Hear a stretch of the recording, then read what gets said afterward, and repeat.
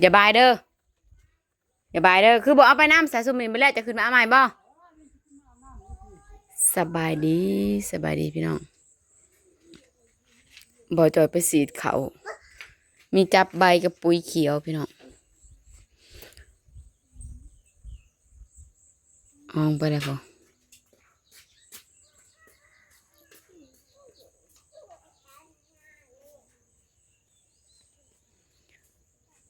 ทักทายสบายดีกันเด้อจ้า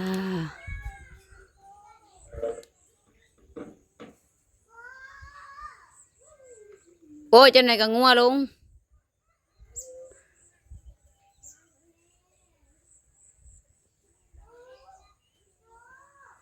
ไปสีทางพุ่นก่อน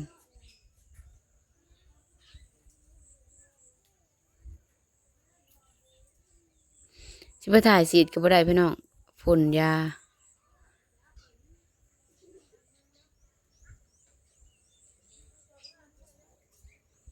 ผู้เชียงแต่พ่นสิห้ำจะประจักมือนี่ไปหาเห็ดโดนผีหลอกพี่น้องเอ้ย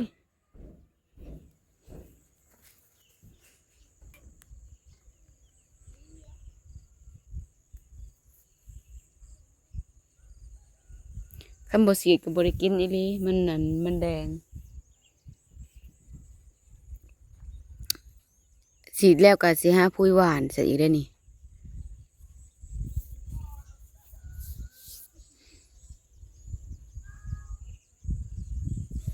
ป้ายอดมะม่วงขึ้นงามอีหลีพี่น้อง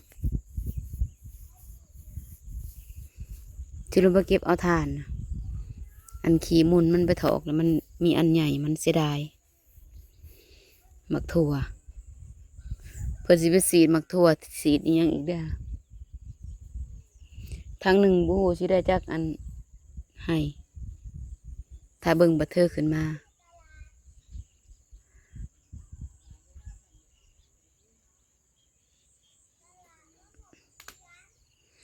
ตลาดเขาก็บ่มาได้บ่ได้ซื้อซอยเขา2 มื้อแล้วบ่มีเงินซื้อค่ะเขามาบ่ซื้อแล้วเขาบ่มาไผมาบักเด้งวะเขามา2 มื้อ3 มื้อก็บ่ซื้อซอยเขาเด้ง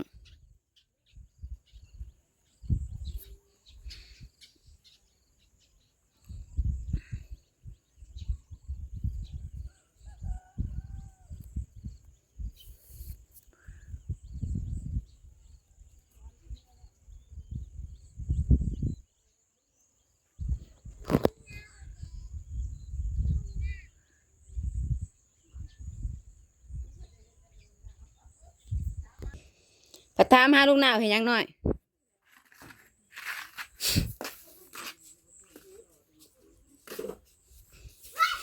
เมื่อไรกินข้าวกับยังเด้งกินข้าวกับยัง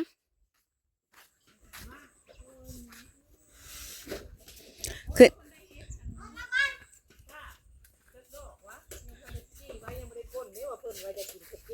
ขึ้นมาลาตลาดใครอยากกินข้าวจีได้จังหูว่าอยากกินข้าวจีอีเมย์ได้เฮ็ดหมูนึงว่าเนี่ยคนลงไปเศร้านี่ถึกพี่หลอกซ้ำผีหลอกอะไรอีกแล้วตึกหาตึกกระเลือกระไรกันยังว่าเอ้าคอยบ่ได้เคยถึกพี่หลอกได้ใส่มาใส่กันยังว่าโบเคยว่ามีผีหลอกพี่หลอกเลยอันใช้ตลอดเบื้องหน้าบ้านนี่นะอย่าเพิ่งไปอย่าเพิ่งไปอย่าไปนะเพื่อนนะเด้งหมูเด้งบ่ได้พ่อหลอกอีลีลอยหนูลงไปใส่บ่ได้อีเมย์ไปได้แต่หมูเดียวนะเด้งนี่แหละยังมันลำบ่ได้จะเก่าแล้วเอาอีช้ามือกันยังพอได้เก่งอยากข้าวจี้บ่เด้งไปแล้วเข้าแล้วบ้านลืมแล้วโอ้ยบงเราได้ดอกวันได้ตื่นลืมแล้วอย่าไปยันรถใหญ่ได้จัดน้อยได้8 โมงแล้วคันมาเข้ามาก่อนพอหมูไปเบียกอีกมื้อนั้นก็เลยยังบ่ได้ซื้อจักมื้อบ่มื้อนั้นน่ะลงไปแล้วเจ้าบ่บอกลงไปบ่มันลงไปในครั้งแรกคือลงนั่นก็สงสัยสนุกบ่ลงแล้วได้ซื้อบ่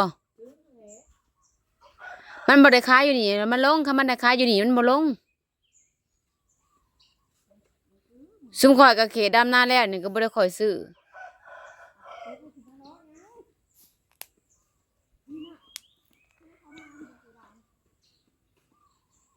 ย่างบางเปะบางเปะบางเปะ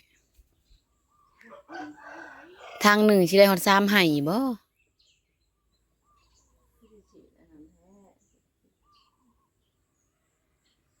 มันสีดหน้าเติบเลยนะมันสีดอันมันสีลงบักบ่บักอันต่ำๆหนึ่งปกติก็สีสูงๆให้มันปลิวไปแม่นบ่แล้วแต่มันผู้สีดมันสิสีดเบิดเลยมักทั่วเนี่ยได้ปุ๋ยเขียวสิเบิดทงหนึ่งล่ะบ่พออยู่แล้วปุ๋ยเขียวนะของอยากบำรุงมันดีๆนี่หันแล้วก็เทินสีดเลยอยากใส่มันละลายปุ๋ยเขียวนะใส่ลายมันก็บ่ได้ผิดหยังจับไปเนี่ยเขาให้ใส่2พุ่นใส่3พุ่นแล้วน่ะหัวลานลื่นคู่เธอกูโดนผีหลอกอันเด้งอันอยู่ในหันเด้เอต้นอันนั้นนะสุดห้องนะกระโตสุดอันกระโตหัวไอ้นาวนะแล้วก็มันอยู่เบื้องนั่นติดกับหัวไอ้นาวนะห้องเบื้องนี่ดอกลุ่มผู้ลุ่มสุดห้องผู้บ่แม่นสุดห้องสุดแดนไอ้นาวสุดแดนไอ้นาวแล้วหัวแล้วมันมีต้นอันสูงๆกระโตอันนี้ก็หัวอันนี้ก็ต้นแล้วก็สูงๆยอดลงมาน่ะอันเคลิ้มคลากหากว่ามียังตกขอพี่หลอกบ่เขาว่าขอย่างเขาไปย่างก็ว่าบางน้ำบางแห่งก็แตกเหงือกเขาป๊อดทูแตกรีรอได้บางน้ำนะคนน่ะในหนานี่มึนหรือตึดหรือมึนเลยขอยว่าป้าโตกูก็กินเห็ดอยู่นี่ก็จนใหญ่แล้วว่าบ่ได้เคยจักเทื่อก็อันก็สิหลอกนะเขาเฮ็ดก็จักยามได้สิออกว่ะจักยามได้สิออกให้มันบ่น่ากินว่าอยู่เฮ็ดพี่สังว่าคือบ่ออกว่ะมายามใดก็บ่มีมายามใดก็บ่มีว่ะคลากมึงนาวลูกเหงือกรถอ่ะชุดแดนลาวก็อยู่นี่เนี่ยกบอันนี้นี่บ่แม่นสุดแดนสุดแดนเด้อขอสิให้เบิ่งอันนี้นี่ห้องเนาะนี่ห้องลงไปเลยอยู่นี่มันสุดแดนมันบ่นี่นี่หัวแล้วนี่มันสิมีต้นในนี้นี่สิมีต้นน้อยสูงๆดอกนั่นนี่นะแล้วมันสิหยวกลงบัดนี้แล้วก็ต้นนี้ขวามออกไปในเจนี่แม่นโลดนี่ห้องเบื้องนี่ได้นี่เบื้องข่อยพี่เฮ้ก็ต้นนั้นนี่โลดนี่อันในบ่อนอันดอนเฮ็ดน้อยหนึ่งดอกกุกจิกนะหั่นนั่นแหละยับลงมาทางหลุมนี่แม่นโลดกกสูงๆอันนั้นน่ะข่อยว่าโอ้ยข่อยกระจมเนาะไปหาเฮ็ดบ่ได้ล่ะข่อยจักออกอยู่เฮ็ดหยังเฮ็ดก็ยังบ่ออกถ้าปานนี้จักสิออกเดือนใดปีใดข่อยล่ะว่าจักอยู่เฮ็ดไปสังบ่ออกให้มนุษย์บ่น่ากินว่ะอวยลงมาบัดนี้คลากมึงนาวแตกเหงือกย่างเข้าไปใกล้ๆว่ามึงหลอกกูโลดว่ะกูบ่ย้านมึงดอกว่ะของมึงขี้ถี่ค่อยๆก็ว่าสิแหละหากบ่แม่นเด้นะมันลุ่มเฮารอดน้ำมักจับไปแล้วน้อยหนึ่งโตเด่นเขานั่นนะตัวแดนเขาตะไทยนั่นกระตัวสุดอันกระตัวแคมห้องลูกกระตัวสุดแดนไอ้หน้าโลดทางอยู่ภาคหัวภาคนั่นปัดเถอะว่ะกูก็บ่เคยจักเสือได้ว่ามาเฮ็ดนั่นนี่ก็จักสิเป็นจักปีแล้วว่ะพาก็มาเฮ็ดกูบ่นี่ว่ะตัวแตกคักแตกแน่นะมันอันมังนาวในหนานี่จนมึนตึดอยู่เท่ากระโตนี่ขึ้นเบิดแถวหัวป้อตัวมึนย่างลงไปหาหน้าสนำก็ยังบ่ได้เศร้าได้ไปนะคะบัดนี้จนกลับขึ้นมาเอิ้นบอกเพิ่นว่ะลูกหลานมาหาเฮ็ดหาฮ้อนนี่แล้วสิท่วงสิตื่นอีหยังว่าเสียดใส่พี่สังว่ะบ่ได้เคยพบเคยเพาะว่ะแล้วก็เอิ้นบอกเพิ่นแล้วก็ย่างขึ้นมาว่าแต่กันความหัวเข้ามาแล้วก็อันไข่เข้ามาโลดของมันอยู่แดนเขาเนาะว่าแต่ความหัวขึ้นมาแล้วก็ย่างขึ้นมาผ่าอีกได้บ่อนเก่านะมึงบ่ได้ย่านเนาะกูบ่ได้ย่านดอกกูย่านกูแล่นแล้วว่ะบอกให้เพิ่นตัวน้ำมึนแห้งอีหลีได้จนว่าปัดโธว่ะกูก็บ่เคยจักเทื่อเด้อว่ะลงไปกินเฮ็ดจนเท่าใดแหละแดนตะไทยความไปแดนตะไทย ไปหาหน่อยหนึ่งนะหันพี่โลกังเวนก็มีเพิ่นสีดมันบ่ขึ้น ที่แบบมึงว่า บำรุงกับจับใบในหันเด้มันแดงแห้งนะมันแดงได้ข่าวข่อยมันแดงได้จะย่างก็มาเห็นบอกมันแดงเลยกระเทินสีละสีไปเบิดเลยบัดนี้บำรุงไปเบิดเลยกระเทินสีแล้วก็บำรุงไปจนเบิดอยากเบิดเลยเด้นะโอ้บ่ได้หอด3 ไห่ซะบ่นะบ่แล้วก็ให้มันได้3 ไห่4 ไห่3 ไห่ซะ น้ำสวยละเมื่อกินข้าวยังไม่ได้กินข้าวได้ซื้อเลยก็มาเลยได้ ฝากเบิ่งฝากส้มฝากเป็นกำลังใจเด้อเพียงเด้อ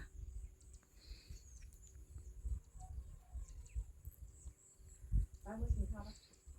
เมื่อโมมาแล้วมันมา มันบ่มาแล้วค่ะมันมาแต่เช้าพูนตั้งแต่บ่จอยพันไปเวียกกูแต่ละมื้อก็อันนี้จะ8 โมงแหละคันบ่จอยไปเวียกแล้วก็ไปวิทย์แต่หึงแหละ เมื่อวานนี่มันกับพี่เป๊ะลองอยู่ทางมันเรียกมาลัด เมื่อวานนี่ก็มา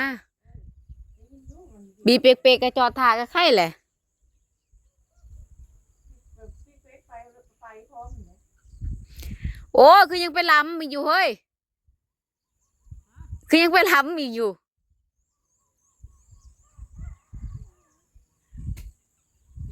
ได้บ่3 ไห่ปิดเนี่ยกว่านะกะไปเมื่อหามไปเมื่อไปมันบ่มาแล้วมื้อนี้นะค่ะมันมาแล้วมันบ่อยู่สวยปานนี้ดอกตลาดกินบ่ข้าวจีกินบ่ข้าวจี จีข้าวเนี่ยจีบอจีนะ ไปเมื่อจีเขากินเขาจีอันน่ะบ่มาแล้วเมื่อจีเขากินไป ไปมือปะมือกินข้าวปะสวยเลยดิ เออ เรียนไปใส่คุจิโร่ แม่ไปคูจิโร่ขายได้แต่3 ไห่นึงเขาสิได้ไปซื้อมาเพิ่มแล้วปูเขียวนี่ ยัง แน่นี่นะ ยังคือยังอยู่เซยคือยังหนักอยู่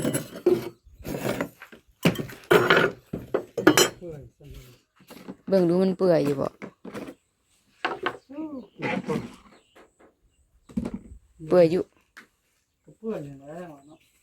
ป้าขี้ต้มในแข็ง